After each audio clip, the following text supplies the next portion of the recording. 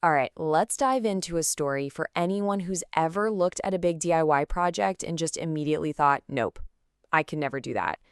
We're going to break down how a totally functional camper setup was built by someone who started with literally zero skills. You know the feeling, right? You see those incredible van builds online, you get that spark of inspiration, that dream of hitting the open road, and it's immediately crushed by that little voice saying, you're just not handy enough.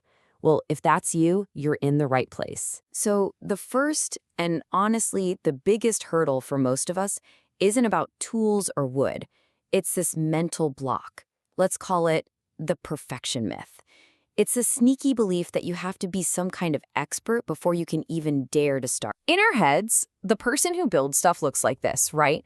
A total pro, surrounded by a workshop full of expensive, specialized tools.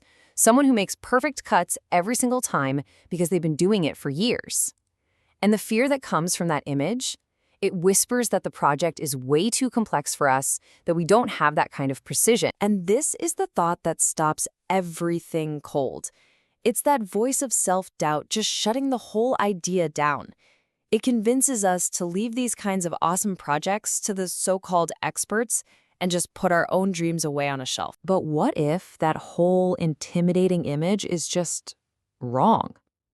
Let's pull back the curtain here, because the reality of what it actually takes to build a simple working camper setup is so much more straightforward than you think. Let's just start with the single most important number in this whole story, the amount of professional, or hey, even amateur, carpentry experience the builder had before they started.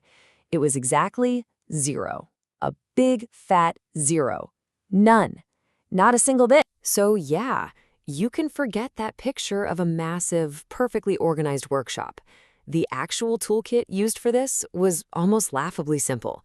The entire thing was built with just 3 things: some basic plywood from a hardware store, a cordless drill, and a handsaw. And, now this part is absolutely key, a clear, step-by-step plan that took all the guesswork out of it. Okay, now for some brutal honesty. The final product, it was not going to win any design awards. It was very obviously homemade. You could see the flaws, some of the cuts weren't perfectly straight, and yeah, a few screws definitely went in a little crooked. And you know what? None of that mattered one bit, because the thing worked. It was solid, it held all the gear, it turned the back of a car into a comfortable place to sleep. It did its job. And that feeling, the satisfaction of making something useful with your own 2 hands, flaws and all, that was just incredible. So this whole experience wasn't just about building a box. It was really about learning some huge lessons. Let's break down the main takeaways, because this is a philosophy you can apply to pretty much any project. Okay, lesson number 1 is the simplest and the hardest. You just have to start. The skills don't come before you start. They come from starting. Which leads right into lesson 2, keep your design simple. Complexity is where good projects go to die. And finally, number 3, you have to completely reframe how you think about mistakes. Every crooked cut isn't a failure, it's just research and development for the next version. And all this really gets to the core truth of the whole thing. The real barrier was never, ever a lack of skill. It was fear.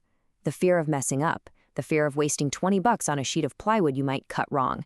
Once you get past that, the actual building part is surprisingly doable. So look, this story isn't just about one person's camper box.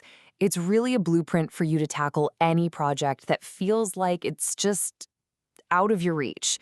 It's about taking this idea and making the journey your own. I love this thought because it just nails the entire point. When you're actually out there on the road having an adventure, the road doesn't care if your cuts are perfect. The universe isn't grading your joinery. The whole point was never perfection. It was the experience that your creation made possible. So if you've been on the fence, I really hope this gives you a new perspective. You don't have to build the world's most amazing, flawless thing on your first try. You can start small, keep the costs down, and still make something that works absolutely perfectly for you. So we've established it, right? The biggest barrier isn't skill. It's just the decision to actually begin. So I'll leave you with this question to chew on. Now that you know that, What's that dream project you're finally gonna decide to start?